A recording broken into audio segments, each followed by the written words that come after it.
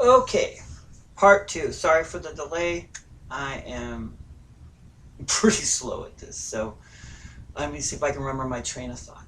Anyway, we were talking about the Jewish wedding ceremony and how that affects, this idea of the Netkachef, the Rapture, Rapturo, Harpazo, whichever language you want to refer to it as, the catching away, the kidnapping is a better term, where the bridegroom kidnaps the bride out of her father's house and brings her to his house.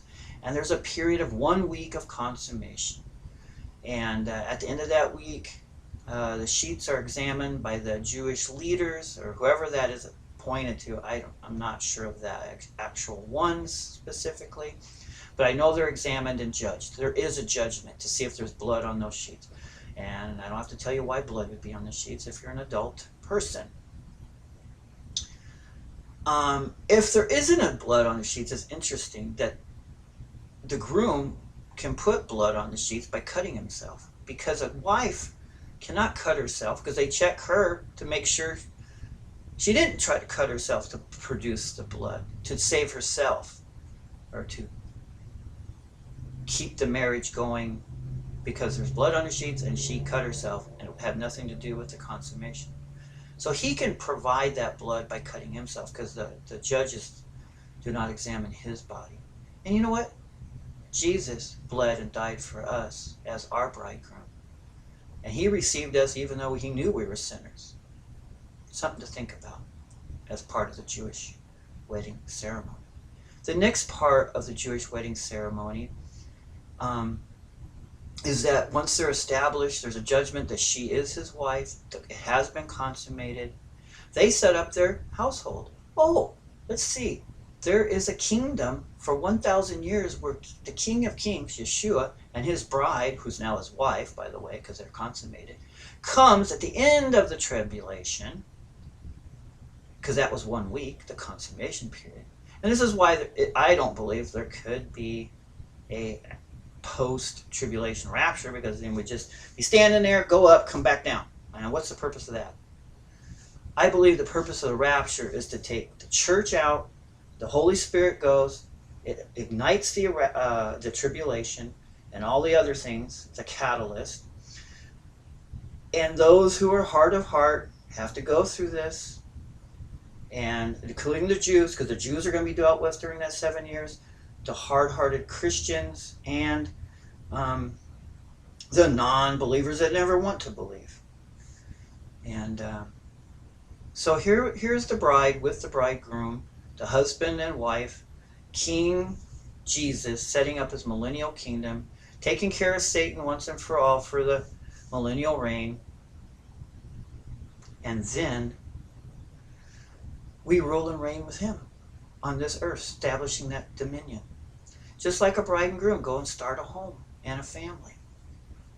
And the Jewish wedding ceremony is very in-depth. They all understood this. And this is why the parable is important to understand from a Jewish perspective.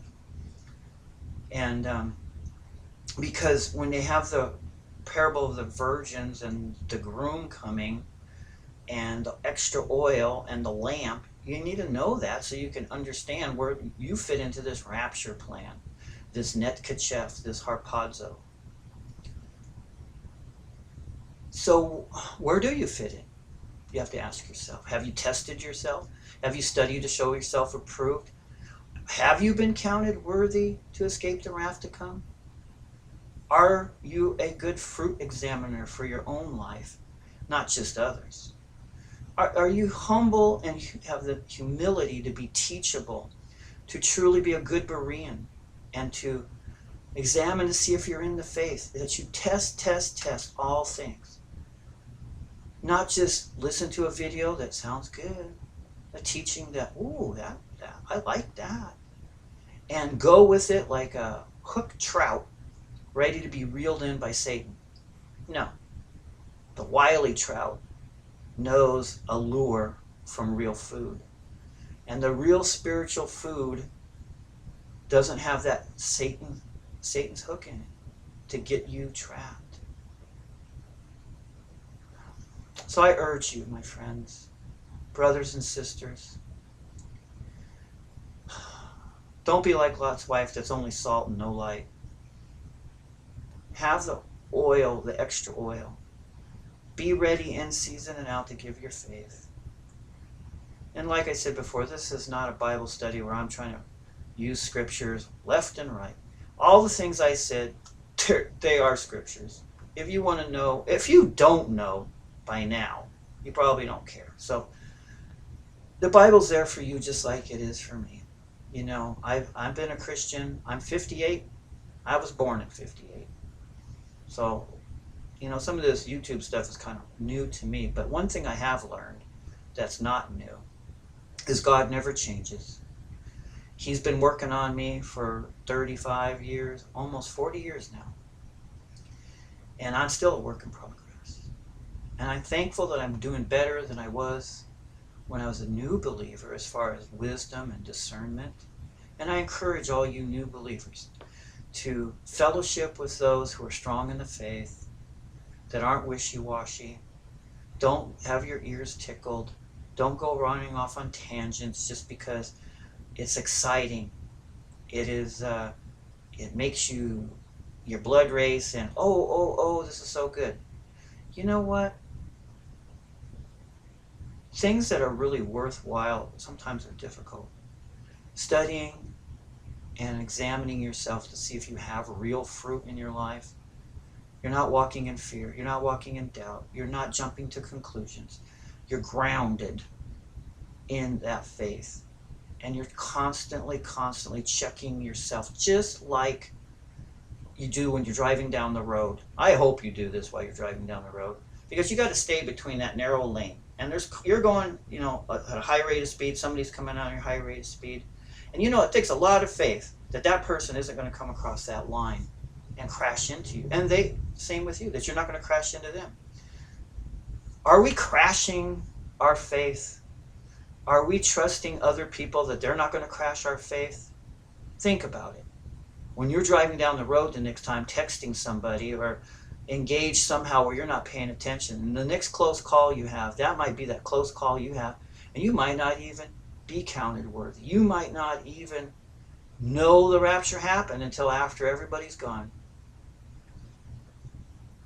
So my friends, whether you go or stay, I pray that you stay strong, now and forever. Do not deny your faith. Do not take the mark of the beast if you're here. Do not cause anyone else to stumble or fall. But encourage one another in love. Be fruitful. You know what the fruits of the Spirit are. Just read them. Galatians is full of them. I'll tell you that much. Because there is no law against those fruits. But backbiting and gossiping about one another. And to all you people that thumbs down this, thank you. Because I like you the best. Because now I know who to pray for. Because I know something sparked in you that you got angry, or it's not the tickling thing you wanted to hear. So I know that you're searching, and I will pray for you especially. And the ones that thumb up, thank you, brothers and sisters. We are going to meet each other in the clouds. So with that said, I'm going to end this video. If you have any questions, you know the routine. God bless you and have a wonderful day.